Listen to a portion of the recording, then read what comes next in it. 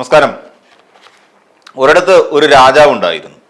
ആ രാജാവിന്റെ വിചാരം, ഞാനാണ് എല്ലാത്തിൻ്റെയും അധികാരി, ഞാൻ പറയുന്നിടത്തേ കാര്യങ്ങൾ പോവുകയുള്ളൂ, ഞാൻ ചില ചിത്രങ്ങൾ കൊണ്ടുവയ്ക്കും, ഞാൻ ആ ചിത്രങ്ങളുടെ മുമ്പിൽ തിരിയിട്ട് കത്തിക്കും, ഞങ്ങൾ അതിന്റെ മുന്നിൽ പുഷ്പാർച്ചന നടത്തും, അതിനെയൊക്കെ ആര് ചോദ്യം ചെയ്യാൻ വരും എന്നൊരു വലിയ ആ രാജാവ് ഇങ്ങനെ ചിന്തിച്ചുകൊണ്ടേയിരുന്നു.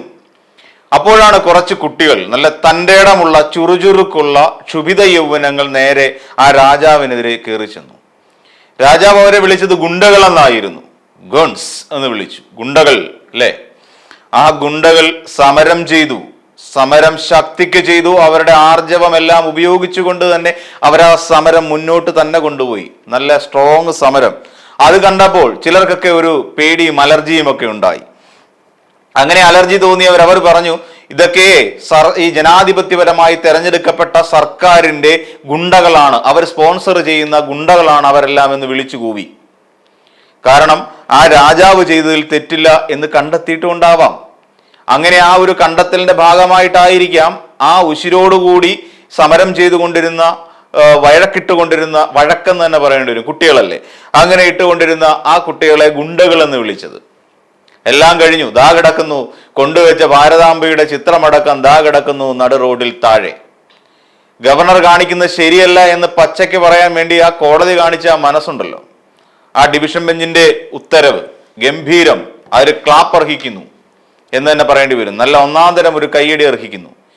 കേരളത്തിലെ എല്ലാ സർവകലാശാലകളെയും കാവ്യവൽക്കരിക്കാനുള്ള ഗവർണർമാരുടെ തിരക്കിട്ട നീക്കത്തിന് കേരളത്തിലെ ഹൈക്കോടതി കൊടുത്ത ഒന്നാന്തരം മറുപടി, ചുട്ട മറുപടി. ഇല്ലാന്നുണ്ടെങ്കിലേ ഈ SFIക്കാര് പിള്ളേര് വല്ലാത്ത കുഴപ്പക്കാരാണെന്നേ.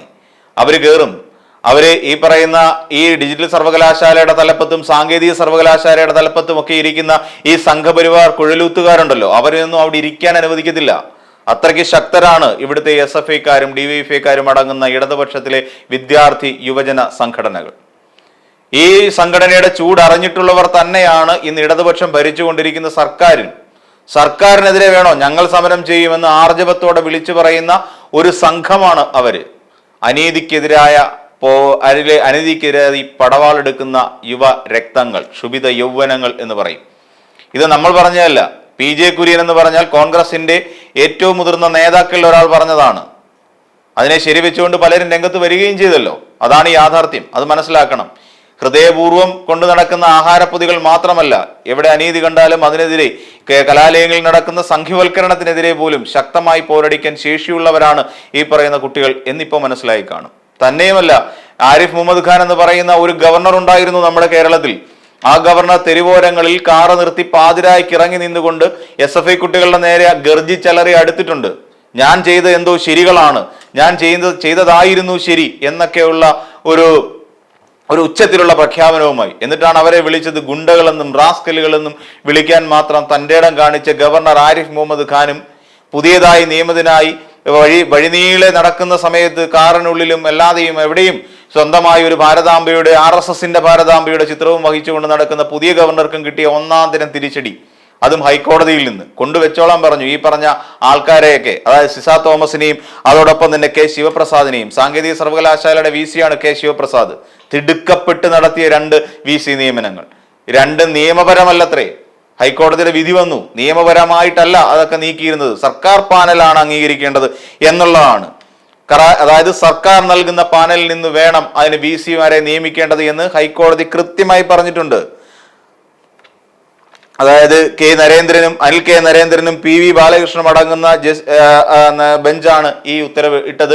അങ്ങനെ ഈ പറയുന്ന സിസ തോമസിനൊക്കെ പണി കിട്ടി, അല്ലെങ്കിൽ ഈ സിസ തോമസിനും അതോടൊപ്പം തന്നെ K ശിവപ്രസാദിനും ഒക്കെ നല്ല ഒന്നാന്തരം പണി കിട്ടി. ഇത് തന്നെയല്ലേ ഈ പിള്ളേർ സമരം ചെയ്ത് പറഞ്ഞുകൊണ്ടിരുന്നത്, ഇവരാരും ശരിയല്ല, ഇവരെ ആരെയും നിയമിക്കാൻ കഴിയില്ല, നിയമവിരുദ്ധമാണെന്ന് നാഴികയ്ക്ക് 40 വട്ടം ഇതേ ഗവർണർമാരുടെ മുഖത്ത് നോക്കി തൻ്റെ ഇടത്തോടെ വിളിച്ചു പറഞ്ഞ കുട്ടികളാണ്, ചുണക്കുട്ടികളാണ് ആ ക്യാമ്പസിലുള്ളത്, അല്ലെങ്കിൽ കേരള സർവകലാശാലയിലുള്ളത്.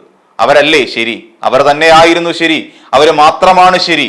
ഈ പറയുന്ന ഇതുവരെ കൊള്ളോതിക്കൊണ്ട് നടന്ന അവരെല്ലാം ഗുണ്ടകളെന്ന് വിളിച്ച VD സതീശന്റെ മനസ്സിരിപ്പ് എന്തായിരുന്നു? ഈ പറയുന്ന സർവകലാശാലകളിലെല്ലാം നിരന്തരം ഈ സംഘപരിവാറുകാരെ കയറ്റി ഇറക്കണമെന്നായിരുന്നു, കാവ്യവൽക്കരണമായിരുന്നോ ശരിക്കും VD സതീശൻ ചിന്തിച്ചിരുന്നത്? അതിനൊക്കെ മറുപടിയല്ലേ പറഞ്ഞിരിക്കുന്നത്.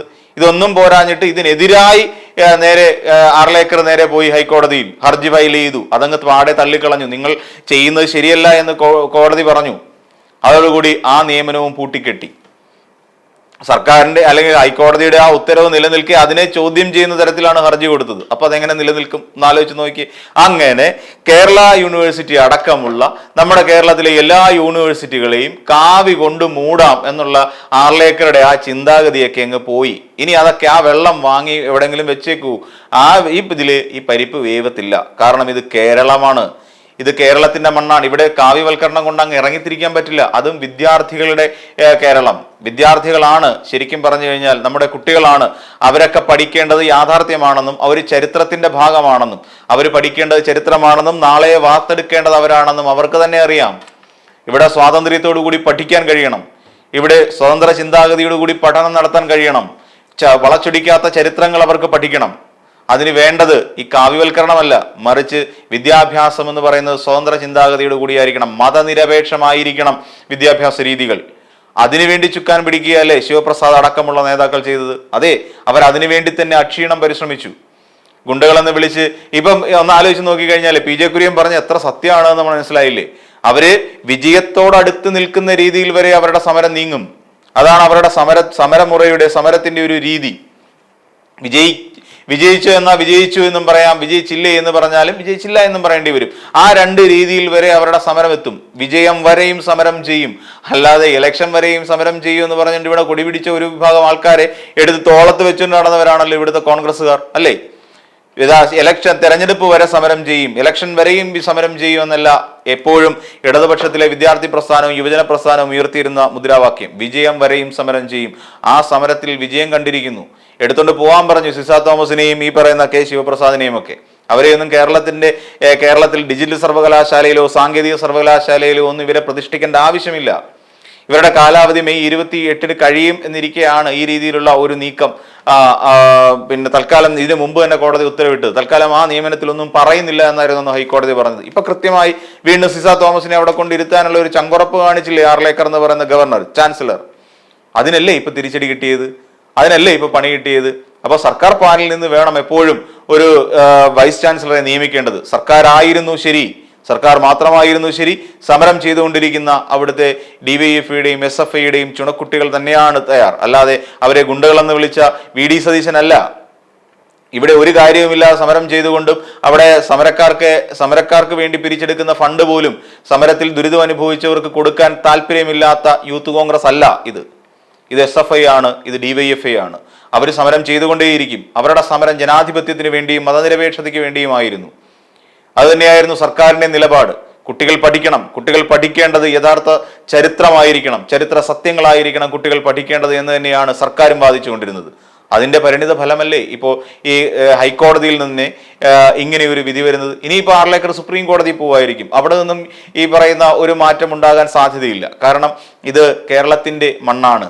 ഇവിടെ അങ്ങനെയേ പാടുള്ളൂ. കാരണം ഇവിടെ എല്ലാവരും ഇവിടെ കുട്ടികളെ പഠിപ്പിക്കുന്നത് വർഗീയതയല്ല. ഇവിടെ കുട്ടികളെ പഠിപ്പിക്കുന്നത് സ്വതന്ത്ര ചിന്താഗതിക്കാരെ വളരാനാണ്. അവരുടെ മുന്നിൽ ഇനിയും ഭാരതാംബയെ എടുത്തുകൊണ്ട് VC ചാൻസലർ അവിടെ പോയി എന്ത് ഷോ കാണിച്ചാലും അവരത് അംഗീകരിച്ചു തരില്ല. കുട്ടികൾക്ക് അറിയാവുന്ന യഥാർത്ഥ സത്യം എന്താണെന്ന്. കുട്ടികൾ പഠിക്കുന്നത് അതിനു വേണ്ടിയാണ്. അവർ വായനയുടെ ലോകത്ത് വ്യാപരിച്ചിരിക്കുന്നത് അതിനു വേണ്ടിയാണ്. അവർക്ക് അവരുടെ അവകാശങ്ങളെ കുറിച്ചറിയാം, എന്താണ് സത്യമെന്ന് തിരിച്ചറിയാനുള്ള ബോധവും അവർക്കുണ്ട്. അപ്പൊ അതുകൊണ്ട് അവരെയൊന്നും വെട്ടിലാക്കാൻ വേണ്ടി ഇനി ആർലേക്കർ ഗവർണർ ഇനി എത്ര ശ്രമിച്ചാലും നടക്കില്ല. കാര്യം കോടതി പോലും വിധി എഴുതി കഴിഞ്ഞു, നിങ്ങൾ ചെയ്തത് തെറ്റാണ് എന്ന്.